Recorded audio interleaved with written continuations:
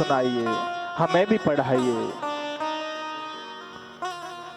आज वेदव्यास जी ने सोचा, मन में विचार किया कि कितनी बड़ी अद्भुत महिमा है इस अमर कथा की, कि केवल 2 श्लोकों के गुणगान से श्री सुखदेव जी महाराज की समाधि टूट गई, घर आ गए।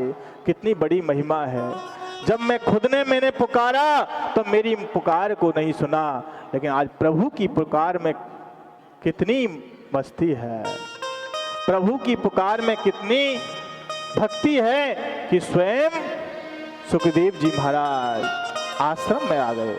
आज हाथ जोड़कर कहने लगे, पिताजी हमें भी इन श्लोकों का पाठन कराओ, पढ़ाओ। लेकिन कहते हैं, आज वेदव्यास जी के मन में विचार आया कि यदि अगर मैं अपने पुत्र को पढ़ाता हूं और मैं कह देता हूं कि मेरा पुत्र तो बड़ा महान है, बड़ा परमहंस है, बड़ा वितरागी संत है, लेकिन कोई अपने पुत्र की प्रशंसा करे तो सामने वाला सोचता है नहीं, अपना पुत्र है इसलिए बड़ी प्रशंसाएं कर रहा है। बोले इसके लिए संसारियों को क्या जवाब दूंगा, क्या कहूंगा? तो जहां काम तहां राम नहीं, जहां राम नहीं काम। कि देखिए, इस अमर कथा को रस का अधिकारी वही है जिसके जीवन में ना काम है, ना क्रोध है, ना लोभ है, ना मोह है। और कहते हैं कि जहां काम है तहां राम नहीं, जहां जीवन में काम वासनाएं हैं वहां राम जी नहीं है, और जहां राम है वहां काम वासनाएं नहीं। लेकिन अब मैं मेरे पुत्र की परीक्षा कैसे लूं? आज बड़ा भाव आया। तो उन्होंने सोचा कि इसकी परीक्षा का दायित्व में विचार करते हैं और राजा जनक को आदेश भिजवा देते हैं और राजा जनक से कहते हैं कि मेरा पुत्र आपके यहाँ वेदांत पढ़ने आएगा, आपको वेदांत की परीक्षा लेनी है। आज सज्जनों,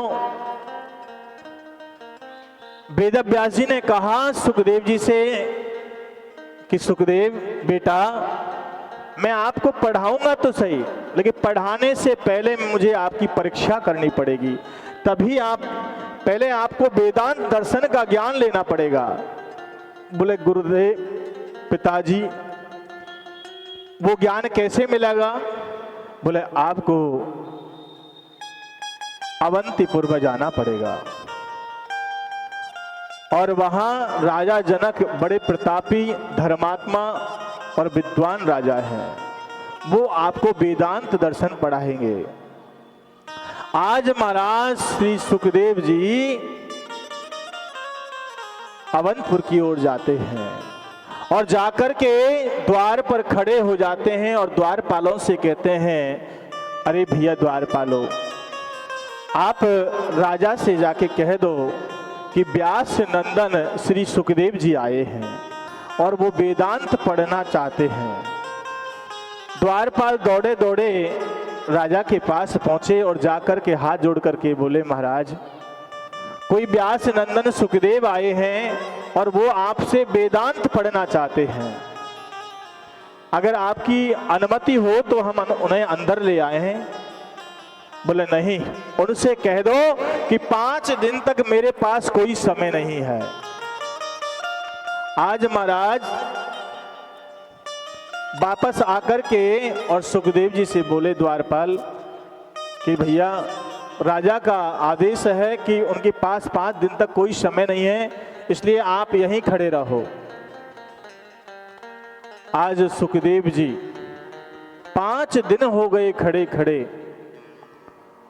और जैसे आए थे उसी मुद्रा में खड़े रहे। जब 5 दिन पूर्ण हुए तो सुखदेव जी ने कहा, भैया 5 दिन पूरे हो गए, अब जाके पूछ लो, अनुमति मिल जाए। द्वारपाल गए और राजा से पुनः जाकर के कहा, राजन, वो व्यास नंदन सुखदेव जी जो 5 दिन से खड़े हैं वो वहीं खड़े हैं, अगर आपकी अनुमति हो तो उन्हें अंदर ले आए। राजा ने कहा, द्वारपालों, पहले तो ये बताओ वो 5 दिन से खड़े हैं? बोले हाँ। कि कहाँ खड़े हैं? कि जहाँ आपने कहा जिस जगह पर आके खड़े हुए उसी जगह पर 5 दिन हो गए खड़े खड़े।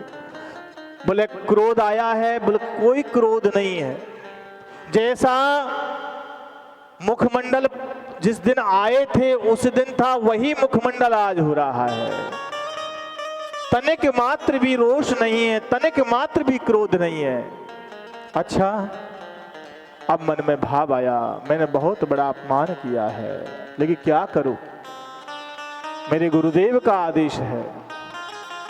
आज महाराज राजा जनक दौड़े दौड़े गए और जाकर के द्वार पर खड़े श्री सुखदेव जी महाराज से हाथ जोड़कर बोले, चलो आओ, आपको अंदर